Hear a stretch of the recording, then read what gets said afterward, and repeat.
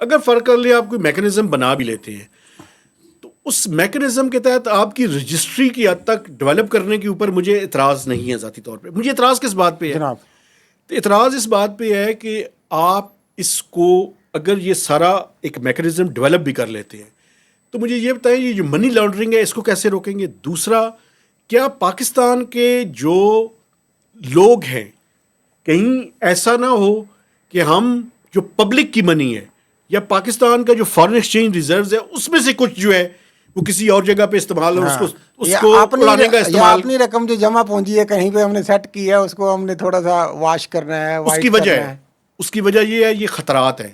اس کے جو ایسٹیمیٹس ہیں نا سن لیں، 16-17 بلین ڈالر سے لے کر 300 بلین ڈالرز تک کی اماؤنٹ کے بارے میں پاکستانیوں کی بات ہو رہی ہے. میرا یہ سوال نہیں ہے، میرا تو سوال یہ ہے کہ دیکھیں یہ جو بٹ کوائن کی یہ ساری گیم ہے یہ عام غریب آدمی کی تو گیم نہیں ہے نا بھائی، امیروں کی ہے. ہاں تو اس کے لیے آپ کو سستی بجلی کیوں چاہیے بھائی؟ پھر آپ غریبوں کو نچوڑ رہے ہیں، اپنے لیے سستی بجلی لے رہے ہیں. میرا تو یہ سوال ہے یار.